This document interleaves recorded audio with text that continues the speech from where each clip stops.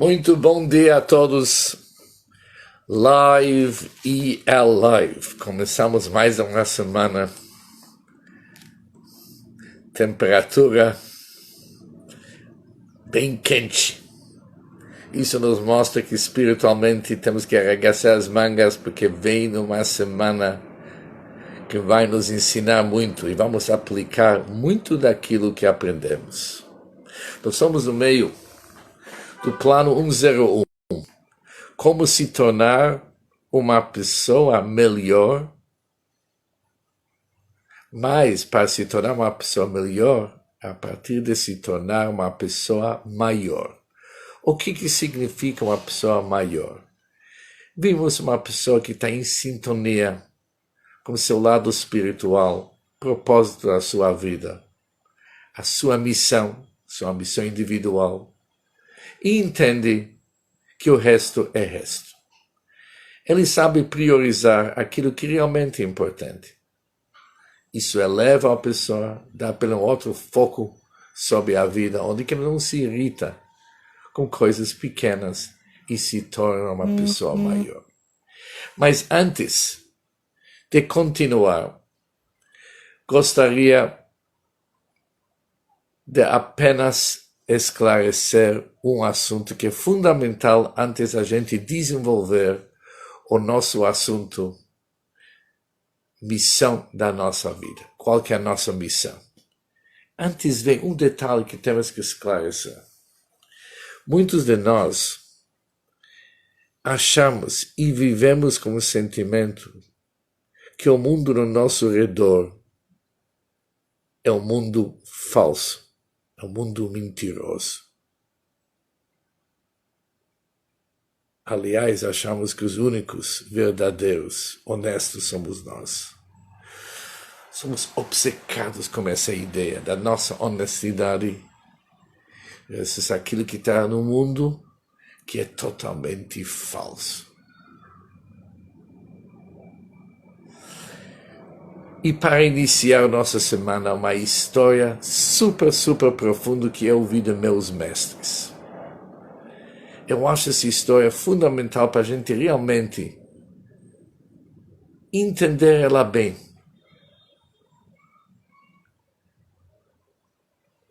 Internalizar essa história e se integrar bem no ensinamento. Havia uma pessoa que teve uma grande dificuldade de se adaptar com o nosso mundo. Ele sentiu que tudo que está em nosso redor é falso. Pessoas mentirosas. Pessoas que o tempo inteiro pensam como enganar uma outra. E parte disso é se enganar também. Pessoas que vivem uma vida de um show, que nem nós estudamos, usando uma roupa que não é deles. E essa pessoa, com esses sentimentos, cada dia que passou, ele sentiu mais constrangido, mais difícil para ele continuar. Como que realmente dá para viver num mundo tão falso? Até que ele decidiu que ele vai ter que fugir desse mundo. Vai ter que criar uma outra realidade. Ele pegou um navio, um barquinho, melhor dizer, pegou um pouco de comida e viajou e chegou para uma ilha remota. Distante uma ilha. Ninguém, pelo jeito, morre nessa ilha.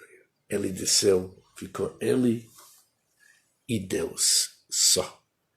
Ele levantou suas mãos para o céu e falou, finalmente, cheguei num lugar onde que reina verdade. Eu e Deus. Não existe mais pessoas mentirosas porque não tem ninguém aqui. Por isso, aqui que eu vou achar a calma, aqui eu vou poder viver sem sofrer da falsidade do mundo. Ele se ajeitou um pouco e começou a andar nessa ilha para ver o que mais que tem nessa ilha. Andando um bom tempo, de uma distância ele vê um portão enorme. Enorme. E por trás desse portão, ele vê uma construção cujo fim ele não consegue enxergar. Ele vê o início, onde que é o portão de entrada, mas para onde se estende esse prédio, ele realmente não encontra fim, não encontra limite. Ele se aproxima para aquele portão, ele abre o portão com uma certa facilidade, apesar de ser um portão enorme. Ele entra naquela construção, naquele prédio, vamos dizer, e a porta se fecha por trás. Assim que ele entra, ele vê que é escuro total, tem uma escuridão enorme. Ele começa a andar, ele andou alguns minutos, ele vê mesas após mesas após mesas, e nessas mesas tem cheio de copinhos com óleo de azeite, com pavio aceso. Mesa após mesa após mesa após mesa. Ele andou horas em volta dessas mesas. Ele não entendeu nada. O que são essas mesas? O que representam essas velas? E ele começou a se cansar. Mas nessa hora, ele não conseguiu encontrar saída. Ele continuou andando perplexo, assustado. De repente ele vê um homem vestido em branco se aproximando a ele. Ele ficou com muito medo. Mas assim que esse homem chegou perto dele, falou: veja bem, você é uma pessoa que já faz tempo que está se procurando com a verdade. Você andou tanto, viajou tanto, você chegou ao mundo da verdade. Aqui é um departamento no segundo andar que pertence à verdade total. E saiba o seguinte, você não percebeu, mas essas mesas e velas são um controle para cada pessoa que vive naquele mundo lá embaixo, quanto tempo que ele vai viver. Está controlado por país, por cidade, por bairro, por rua. Cada endereço. Quem mora nessa casa, um copinho com óleo de azeite, a quantidade de combustível e óleo que tem, isso vai determinar quanto tempo a pessoa embaixo vai viver. Nossa! Ele pensou, uau, aqui é a verdade mesmo. Tudo controlado. Tudo já foi julgado, tudo foi decidido. Controle perfeito, tão organizado. Ele encontrou o jeito, viu onde está escrito embaixo na mesa o país. Ele andou mais algumas horas. Até encontrou o país onde que ele mora. Durante esse tempo, o homem branco desapareceu. Ele está sozinho de novo. Ele vai até seu país. Seu país é grande, tantas cidades. Ele tem que procurar sua cidade, encontra sua cidade. São horas do trabalho. Finalmente chega à sua cidade. Chega até a rua onde que ele mora. Chega até o apartamento dele. E ele olha. pessoas da sua família, quanto tempo que eles vão durar. Ele olha no seu corpo. Uau! Ele olha no seu próprio corpo, ele se assusta. Está quase no fim. Ele tem dias. Algumas gotas de óleo que sobraram. Gotinhas. Ele não vai durar muito. E ele olha para o outro lado da rua onde ele mora. Ali tem um sujeito, um ladrão, um cara terrível, desonesta. Mas o corpo cheio. O homem vai viver 120 anos mesmo. Uau, eu estou no fim. Eu sou uma pessoa tão correta. E esse cara aqui, esse cara nojento, ele vai viver tudo isso. Ele olha para cá, olha para lá. Ele vê que não tem ninguém em volta. Ele levanta o copo do seu vizinho. Levanta o seu copo e pensa, pelo menos vamos fazer metade e metade. E ele mistura os copos e deixa para si uma quantidade de tempo muito a mais. E devolve o copo meio vazio de seu vizinho. Assim que ele faz isso, o homem vestido em branco aparece de novo. E essa vez, o vizinho, esse homem vestido em branco, fala para ele, uau, você com toda essa busca, com toda essa procura da verdade, é capaz de fazer isso? Você é o verdadeiro ou falso? Levantou ele e jogou ele fora. E nosso amigo se acorda e percebe que tudo isso aqui foi um sonho. A história é profunda. Muitos de nós procuramos a verdade porque a gente acha que, na verdade, a gente vai se dar melhor. Partimos do princípio que nós somos honestos, nós somos verdadeiros. Nós somos pessoas transparentes. Os outros que são os falsos. Por isso a gente fica criticando e vendo a sujeira sempre na nossa frente.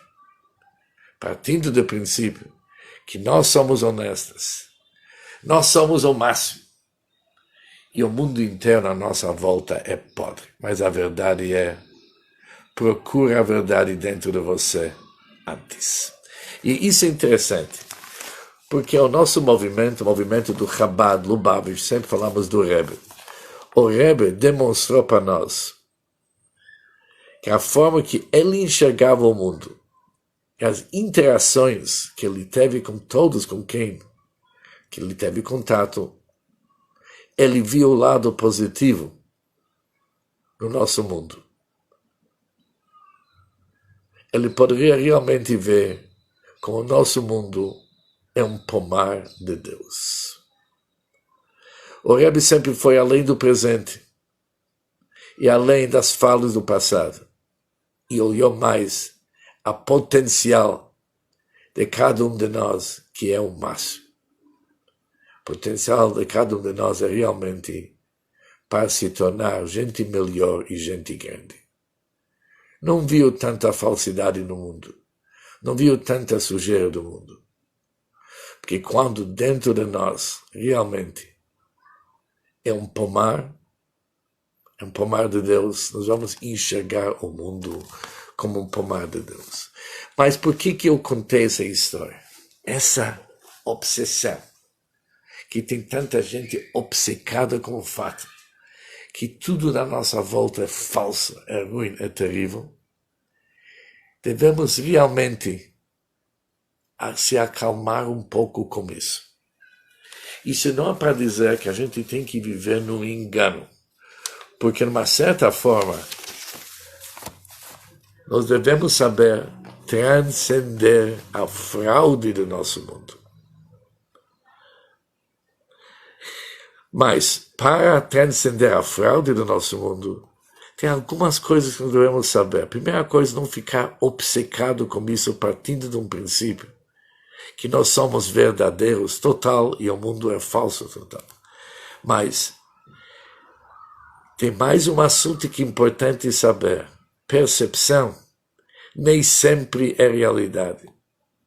Muitas vezes aquilo que nós enxergamos e nós decidimos que é ou verdadeiro ou falso, não é realidade. E especialmente quando se trata de como percebemos a nós mesmos. Aqui podemos nos enganar sobre a nossa verdade. Nossas experiências negativas da vida, além da mídia e a cultura em geral, nos realmente dá má informações sobre quem somos e sobre quem é e o que é o mundo.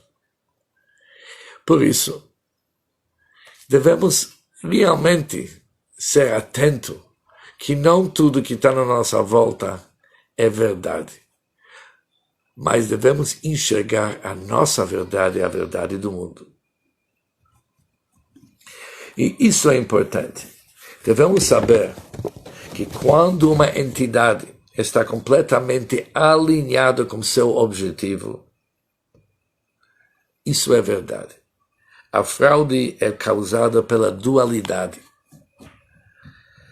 O resultado de uma entidade que realmente está desconectado com sua fonte, desconectado da sua essência. Aquilo dá início da falsidade. Se nós vamos realmente entrar em sintonia com quem que realmente somos, qual que é o nosso objetivo e qual que é o propósito da nossa vida, nós não vamos ficar tão tormentados com a falsidade do mundo. Nós vamos ver que o nosso mundo é um instrumento nas nossas mãos para se aproximar mais para Deus e para elevar o nosso mundo. Nós vamos enxergar o potencial no nosso mundo, em vez de ver toda a bobeira e sujeira que está no nosso mundo. Nós não vamos viver no engano, mas nós vamos se focar na nossa missão.